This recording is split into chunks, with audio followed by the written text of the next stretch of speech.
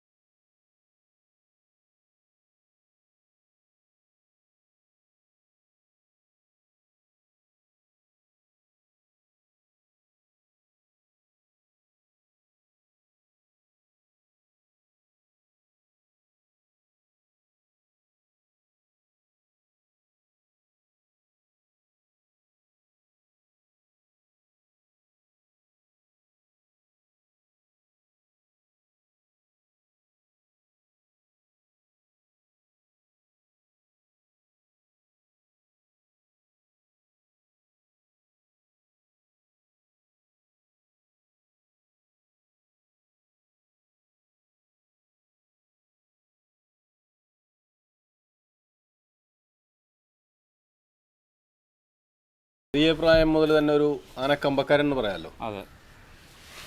സ്വന്തമായിട്ട് 8-7 ആനകൾ വരെ ഒരു ഘട്ടത്തിലുണ്ടായിരുന്നു.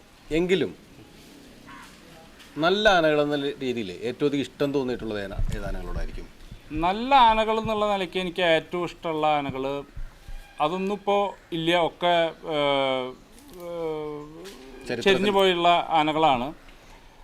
1970കളിലാണ് ഈ ആനകളൊക്കെ ഉണ്ടായിരുന്നത്. 70-ൻ്റെ ഒരു മിഡോട് കൂടിയിട്ട് ഞാൻ ഈ നാട് വിട്ട് പോകേണ്ടി വന്നു. അന്ന് എനിക്ക് ഏറ്റവും ഇഷ്ടപ്പെട്ട ആനകൾ എന്ന് പറഞ്ഞിട്ടുണ്ടെങ്കിൽ ഒന്ന് കിഴക്ക് വീട്ടിൽ ദാമോദരൻ, കിഴക്ക് വീട്ടിൽ നാരായണൻ, കിഴക്ക് വീട്ടിൽ ഗോപിനാഥൻ എന്നായിരുന്നു എന്ന് തോന്നുന്നുണ്ട് അതിൻ്റെ പേര്. അതായത് ശരിക്കും പറയുകയാണെന്ന് വെച്ചാൽ ആളുകൾ അറിയുക ചേലൂര്, ചേന്നാസ്, അവണപ്പറമ്പൻ എന്നീ ആനകളാണ് പിന്നീട് കിഴക്കിലേക്ക് വരുന്നത്. മാധവിമ്മ ട്രസ്റ്റിൻ്റെ കീഴിലായിരുന്നു ഈ 3 ആനകളും. കേരളത്തിലെ ഏറ്റവും സൗന്ദര്യമുള്ള 3 ആനകളായിരുന്നു അത്. അന്ന് ഗുരുവായൂർ കേശവൻ ജീവിച്ചിരിക്കുന്നുണ്ടായിരുന്നു. ഗുരുവായൂർ കേശവനെ നമ്മൾ അത് പിന്നെ ദൈവിക പ്രതിച്ഛായുള്ള ഒരു ആനയാണ് അത്. തിരുപ്പിറവി അത് മാറിയാൽ പിന്നെ ഏറ്റവും ഭംഗിയുള്ള 3 ആനകളായിരുന്നു ചേലൂർ, ചേന്നാസ്, അവണപ്പറമ്പൻ എന്ന ഈ കിഴക്ക് വീട്ടിൽ ദാമോദരൻ, നാരായണൻ, ഗോപിനാഥൻ. എത്ര വയസ്സുള്ളപ്പോഴായിരിക്കും ഈ ആനകളെയൊക്കെ പോയി അടുത്ത് ശ്രദ്ധിച്ചിട്ടുള്ളതാണ്? ഞാനൊരു 8 വയസ്സിന് ശേഷം എനിക്ക് ശരിക്കും പറയുകയാണെന്ന് വെച്ചാൽ ഒരു ആനഭ്രാന്ത് ഉണ്ടായിരുന്നു. വീട്ടിൽ വേറെ ആർക്കില്ലായിരുന്നല്ലോ? ഉണ്ടായിരുന്നില്ല. പിന്നെ കുറച്ചുണ്ടായിരുന്ന അനിയൻ നിഖിലിനെയായിരുന്നു. ഇതിൻ്റെ എന്ന് പറഞ്ഞിട്ടുണ്ടെന്ന് വെച്ചാൽ ചേലൂർ ആന എന്ന് പറഞ്ഞിട്ടുണ്ടെന്ന് അളവിലധികം ഉണ്ടായിരുന്നില്ല. ഒരു 9.4, 9.5 ഒക്കെ. ഇപ്പം ഇന്നത്തെ അളവ് വെച്ച് പറയണം. അളവൊക്കെ ഇന്നല്ലേ വന്നത്. അളവ് അളവിന് യാതൊരു പ്രസക്തി അന്നുണ്ടായിരുന്നില്ല. അളവിന് പ്രസക്തി ഉണ്ടായിരുന്നു വെച്ചാൽ ഗുരുവായൂർ കേശവൻ പോലും ഇത്ര ഫെയിം ആവുമായിരുന്നില്ലല്ലോ. പലപ്പോഴും 2ാം സ്ഥാനത്ത് 3ാം സ്ഥാനത്ത് നിൽക്കേണ്ടി വരും. കൗണ്ടൻ ശങ്കരൻ എന്ന് പറഞ്ഞിട്ട് അതിൽ ഉയരുള്ള ആനണ്ടായിരുന്നു. കേശവനേക്കാൾ ഉയരുള്ള ആനയായിരുന്നു കൗണ്ടൻ ശങ്കരൻ. പെരുങ്കുളം സ്വാമിയുടെ ആന ഏകദേശം ഗുരുവായൂർ കേശവന്റെ ഉയരണ്ടായിരുന്നു.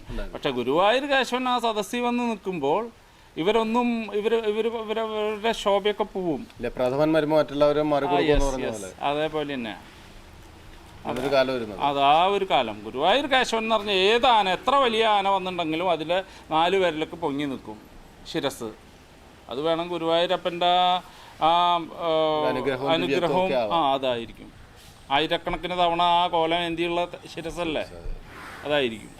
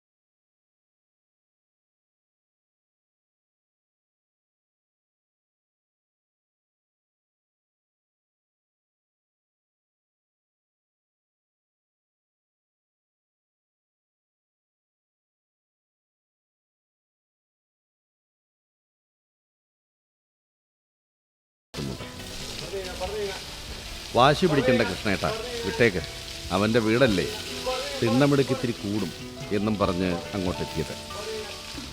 പിന്നെ ഒന്ന് തൊട്ടൊഴിഞ്ഞ് എന്താടാ രാവിലെ വെറുതെ വാശിയും വഴക്കും എന്നൊക്കെ ചോദിച്ച് ആദ്യം മുതൽ ഒന്ന് എഴുന്നേൽപ്പിച്ച ശേഷം കിടത്തിയപ്പോഴാകട്ടെ വിഷ്ണു എപ്പോൾ കിടന്നെന്ന് ചോദിച്ചാൽ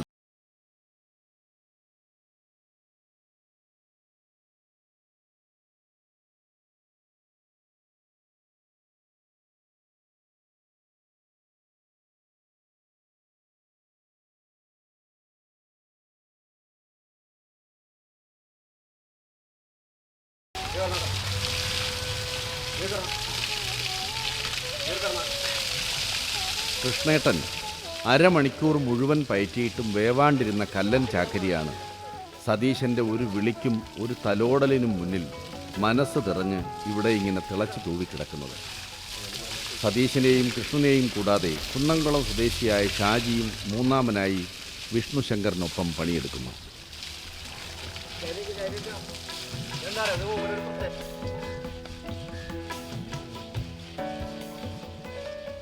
പെട്ടെന്ന് ആർക്കും വഴങ്ങി കൊടുക്കില്ല. ഇപ്പോഴും അവന്റെ ഒരു ശീലം അങ്ങനെ അടിയണ നല്ലത്, അവനോട് സ്നേഹമാണോ നല്ലത്? സ്നേഹമാണ് നല്ലത്, ഏറ്റവും നല്ലത് ആണ്. അടിച്ചിട്ട് കാര്യമില്ല. ഇല്ല ഇല്ല, എന്ത് അടിച്ചുകൊണ്ട് ഒരിക്കലും നേടാൻ പറ്റില്ല. അവന് എളുപ്പമല്ല, സമ്മതിച്ചില്ല. ഭയങ്കര ബുദ്ധിമുട്ടാണ്. പിന്നെ കണ്ടമാനം മുറികളും ഇതൊക്കെ വരുത്തേണ്ടി വരും. എന്നാൽ മാത്രമേ സമ്മതിക്കുള്ളൂ. അപ്പോൾ അതിൽ നല്ല സ്നേഹിച്ചു കഴിഞ്ഞാൽ എന്തും ചെയ്തു തരും. രണ്ടുപേർക്ക് ഇപ്പോൾ ഒരു 6 കൊല്ലത്തോളം ഇവിടെ വാങ്ങിയിട്ട് അതിനുശേഷം എപ്പോഴും 2 പേര് ഉണ്ടായിരിക്കും. എപ്പോഴെങ്കിലും ഇഷ്ടപ്പെടാത്ത കാര്യങ്ങൾ എന്തൊക്കെയാ? ഇഷ്ടപ്പെടാത്ത കാര്യങ്ങൾ എന്ന് പറഞ്ഞു കഴിഞ്ഞാൽ മൂപ്പർക്ക് ഇതേമാതിരി കിടക്കുമ്പോൾ കിടന്നിട്ട് ഇരുന്നിട്ട് കുറച്ചേരം ഇരിക്കാൻ പറഞ്ഞിട്ട് പിന്നെ കിടക്കാൻ പറഞ്ഞാൽ ഭയങ്കര ബുദ്ധിമുട്ടായി. ഇരുന്നിടുമ്പോൾ കിടക്കാൻ പറയണം. അപ്പം തന്നെ ഉടനെ കിടക്കാൻ പറയണം.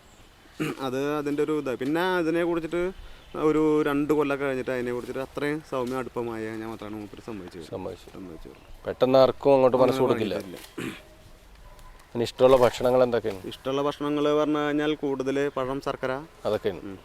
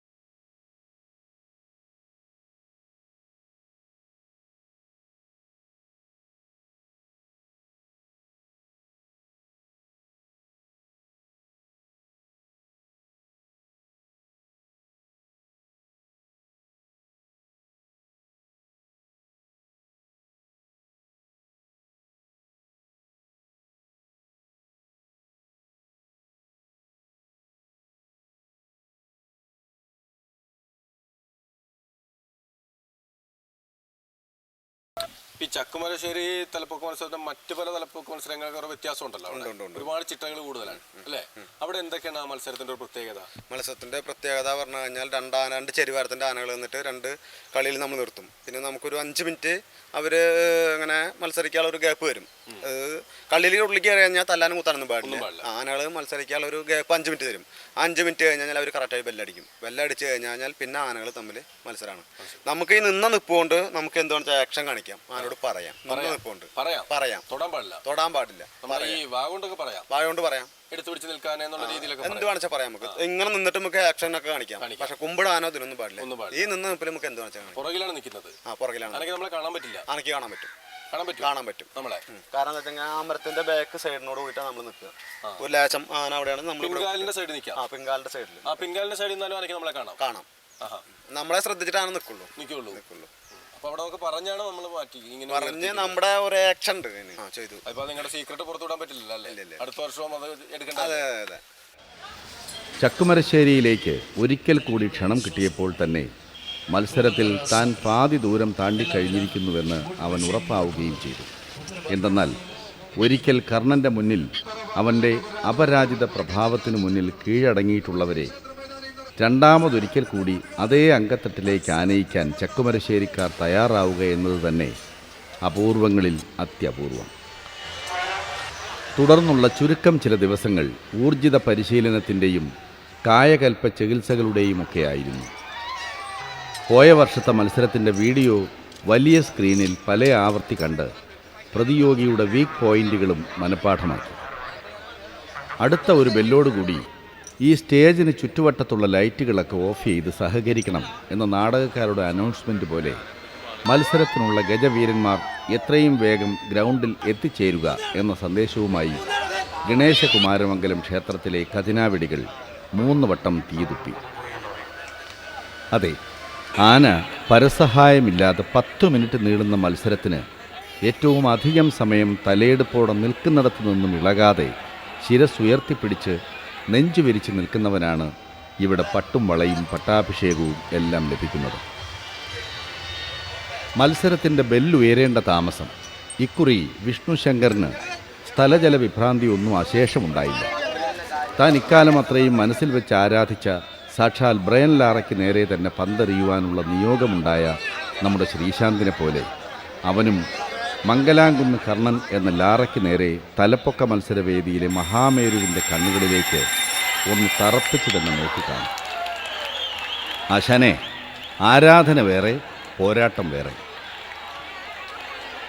പക്ഷേ കർണ മഹാമേരു അപ്പോഴും വെറുതെ ഒന്ന് ചിരിച്ചതേയുള്ളൂ. അതെ, അതാണ് കർണൻ്റെ രീതി. ആദ്യം അല്പമൊന്ന് ഇളച്ചു കൊടുക്കും.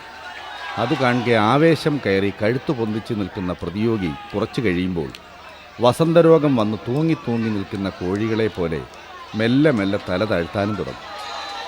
പക്ഷേ കർണൻ എന്ന വില്ലാളി വീരൻ അപ്പോഴും ചാഞ്ചാട്ടമില്ലാത്ത ഹിമവാനെ പോലെ തല ഉയർത്തി തന്നെ നിൽക്കുന്നുണ്ടാവും. കർണൻ്റെ ആരാധകർ ഇവിടെ പ്രതീക്ഷിച്ചതും മറിച്ചായിരുന്നില്ല.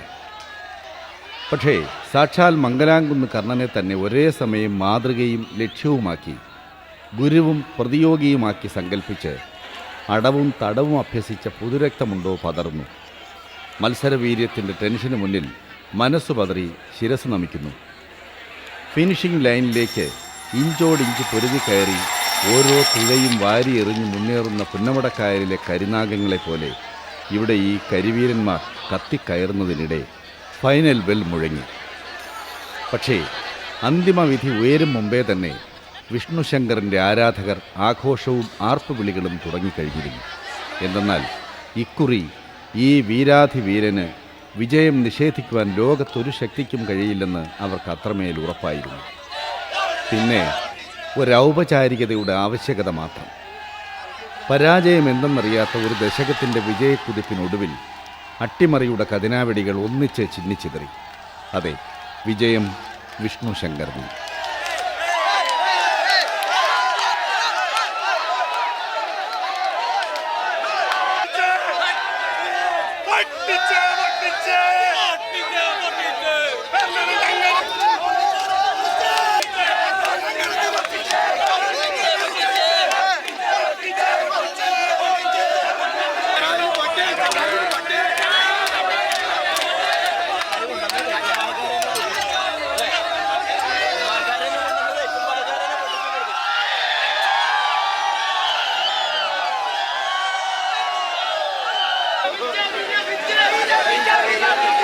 മംഗലാംകുന്ന് കർണൻ പരാജയപ്പെട്ടപ്പോൾ സത്യത്തിൽ എൻ്റെ 2 എക്സ്ട്രീമായിരുന്നു. ഒന്ന് സന്തോഷത്തിൻ്റെ എക്സ്ട്രീം, നമ്മളാണ് ജയിച്ചതിൻ്റെ സന്തോഷം. സന്തോഷത്തിൻ്റെ എക്സ്ട്രീം. ഒന്ന് മംഗലാംകുന്ന് കർണൻ പരാജയപ്പെട്ടതിൻ്റെ ആ വേദന. ഇപ്പം എന്തുകൊണ്ട് ഞാനിത് പറയുന്നതെന്ന് വെച്ചാൽ, ഈ മംഗലാംകുന്ന് കർണനെ ആ ഒരു ആന സ്പെസിഫിക്കലി അങ്ങനെ ഞാൻ അങ്ങനെ പറയുന്ന ഒറ്റ ആനയേ ഉള്ളൂ, അത് മംഗലാംകുന്ന് കർണനാണ്. എനിക്ക് അത്ര ഇഷ്ടമാണ് മനസ്സുകൊണ്ട് ആന. പണ്ട് 1978 ജൂൺ 18 മുഹമ്മദ് അലിയും ലിയോൺ സ്പിങ്സും കൂടിയിട്ട് ലോക ഹെവി വെയ്റ്റ് ചാമ്പ്യൻഷിപ്പിന് വേണ്ടിയിട്ടുള്ള ഒരു പോരാട്ടം ഉണ്ടായിരുന്നു. അന്നത്തെ സൂപ്പർ സ്റ്റാർ ആയിരുന്ന ബോക്സിങ്ങിലെ മുഹമ്മദ് അലി ദയനീയമായിട്ട് പരാജയപ്പെട്ടു. അപ്പോൾ പരാജയപ്പെട്ട് റിംഗ് കോർണറിൽ തളർന്നിരിക്കണ മുഹമ്മദ് അലിയോട് ലിയോൺ സ്പിങ്സ് വന്നിട്ട് പറഞ്ഞു, man you are the greatest but I am the latest എന്ന് പറഞ്ഞു. അതേ ഒരു ഇതാണ് എനിക്ക് വിഷ്ണു ശങ്കർ കർണൻ്റെ മേലെ ജയിച്ചപ്പോൾ തോന്നിയത്.